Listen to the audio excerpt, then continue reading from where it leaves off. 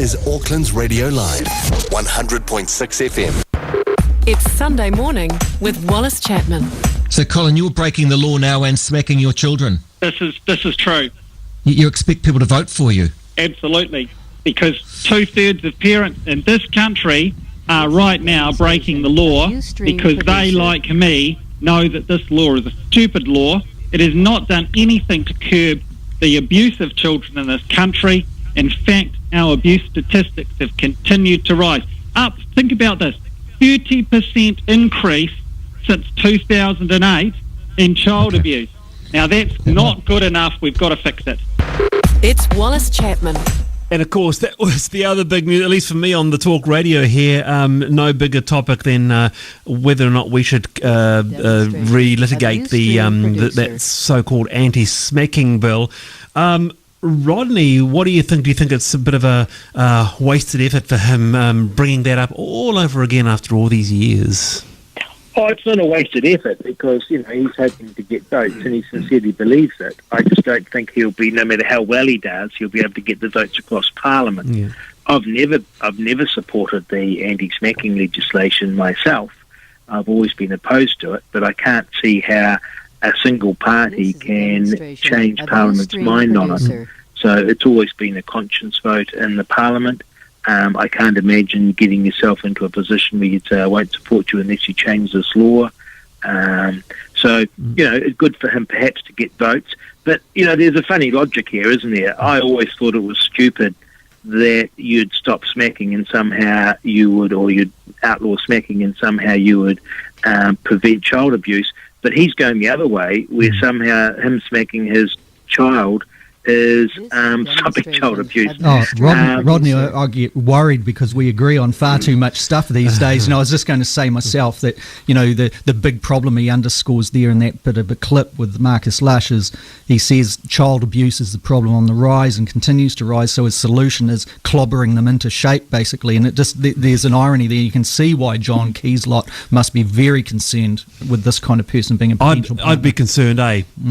Absolutely. Yeah.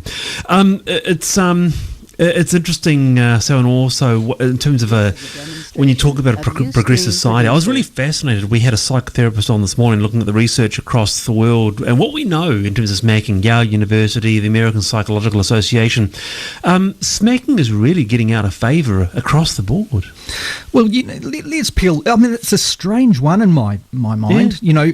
Here is a group of New Zealand citizens, New Zealand permanent residents, whatever, people that are here in New Zealand that have no access to do anything about it themselves, to protect themselves. And we are sitting here again debating whether or not we should be able to clobber them if we so wish to as a country. What would happen if we said and made a law saying, when the elderly get out of line, the younger can kind of go across and smack them into shape? Or if all people that were of a particular age group between 30 and 44 should be able to be smacked if they give someone a bit of lip at the pub. But we seem to think it's okay to do it to children.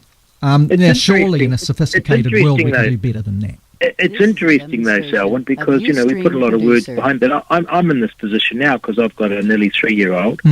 And, she misbehaves and she needs to be disciplined. Now, I don't smack her. I couldn't smack a girl. I had a son and I smacked him probably half a dozen times in his life, very lightly on his bum. I never hurt him. But I did smack him, but I don't think I could smack a girl. And so what I do is we put Liberty in the naughty corner and keep an eye on her for 10 minutes, and she hates it. But in a funny way, I do worry that sometimes that's more traumatising than a light smack on the bum. I think you're right. I'm sure. But you're not disciplining. You're not disciplining Nana. But what we do need, and this is where I agree with Colin Craig, we actually do need, some discipline. We do need to teach children the difference between right and wrong. And look, there's a current fad that thinks it can overturn thousands and thousands of years of evolution and says, let's cuddle and love our children and all the rest of it. But don't you think they do need a discipline, that they do need something like a naughty corner or something that actually upsets them? What you've outlined there, though, Rodney, clearly is that you've found an alternative way through to make sure that there are boundaries in your child's life that you can discipline in a way that you feel comfortable and probably is better for the child. Like going back in all of our upbringings, I guess everyone who's listening to this will be able to relate and take a point on it. And I just know in my own kind of experience that my mother never hit us, never clobbered us, never smacked us. But if you fell out of favour, you thought, oh, that's just awful, and you felt that inside. If I know that my personality, if I was belted from or smacked and things like that, it would build up a resistance, a distance, and it wouldn't have had any benefits. It would have had the Now I'm just talking in the personal sense because I don't want to invade the privacy of others on this debate. But there'll be everybody listening to this will know what works for them and what hasn't. I think in some ways this smacking thing is just from Colin Craig is just political. Because wasn't it basically? It was the whole idea was just removing the defensive force. So that was really what it was. It was actually just a tiny piece of. So no one is going to be acting illegally that gives us light tap on the bottom. And this is something that those who were legislating in favour of this, including John Key, were actually trying to underscore and make clear there. And and I think the wing that was going on, or the line nanny state, really had a big influence over developing that resistance to the law. Yeah. Hey, just look at a bit of a word on Len Brown and the fact that this gentleman McCready have succeeded in filing a court action against him and his wife. What do you reckon it'll come of this, Rodney? We're into the new year now. He's starting to make a couple of appearances, but not going well so far. What do you predict will happen with Len Brown? Well, you can't write McCready off, obviously, given his past performances, but he hasn't got a prayer proving bribery and corruption in this case, because no one would think it was that, and the test for bribery and corruption is very high. I mean, the issue that you get at best is, a failure to declare a conflict of interest. But what it does do, and this is what will be causing Len Brown trouble, is it keeps the story in the news, and you would be hoping against hope that the Christmas break would put a line under it, and you'd come back and it's all last year. But McCready is making sure that it's still going this year. And that's really what it's about, Selwyn. It's just about continuing on the snowball of the story. Oh, it is in many respects, and the people that are politicised around this particular court action would suggest that. I think it comes down to that question: is there a legal case to be answered? Well, there obviously is some sort of prima facie thing developing there. Would it be most likely that it would be an illegal act? No, but I think it's tweaked the interests of the legal academics in that when they get interest, and we've seen this on the television news where they're commenting on it, it is usually because there's a new interesting twist to the law in this particular way, or creating a new piece of case law or precedence here on this type of thing. I think it'll come down, my gut instinct, similar to Rodney's on this, it'll come down to a thing of was it a thing that fell out of the legal, what was legally right, or was the ethical judgment of it poor? And I firmly believe that the ethics of it were completely flawed and should be focused on that. Should he go? I still say he should go, because this kind of thing will bleed on. He does appear to be a lame duck mayor. Heavens above. Finally, the tragic death in Dunedin of these two children.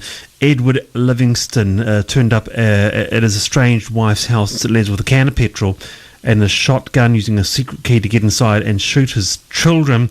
And he shot them dead just before 10 p.m. on Wednesday as Webb ran screaming for help. It's almost disbelief, really, that something like this could happen. I'm just not sure, Rodney, though, whether more litigation, more protection orders, or stronger protection orders would protect against anyone like this. What do you reckon?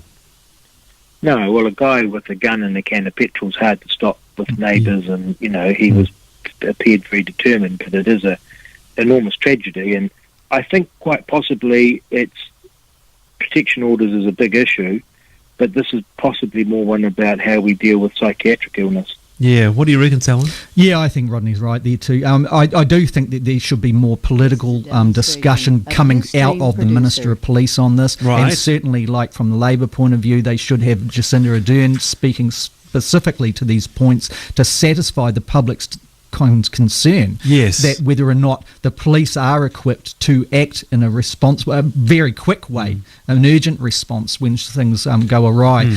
Down in Dunedin, there it seems, from what we've heard even before this came up, that there is a reluctance for the police to really act in a forthright, front-line kind of way on concerns around protection orders. Now, if that's the case, it suggests that perhaps it's either a factor of targeted funding not being right, or the bulk funding not being right. And if that is the case, there's a political issue here to be answered. Yeah. Just briefly on that, Selwyn, is it something also about men falling really hard? Oh, yeah, it's a stupid thing of... we do see men thinking that people are their possessions, and as men, we've got to get over that nonsense. Yeah. It's just ridiculous. Hey, thanks. We've got a lot of texts here. We'll try and read some out later on in the show. But Rodney Hide, thanks for joining us this morning. Thank you. It's great. And Selwyn, same to you, Selwyn Manning. You're welcome. Fantastic stuff. Great panel. And that'll be online, actually, in about half an hour's time. That'll be online on radiolive.co.nz. You'll be able to hear that and some interesting stuff around the kim.com stuff this morning and a whole lot more. Again, text live to 3920 if you want to voice your opinion, and you can email me at radiolive.co.nz. Go to the Sunday show page where all the interviews are up online from this morning already, and you can have your say right there. We're back after the break with the soundtrack to your life, a replay of Ian Grant.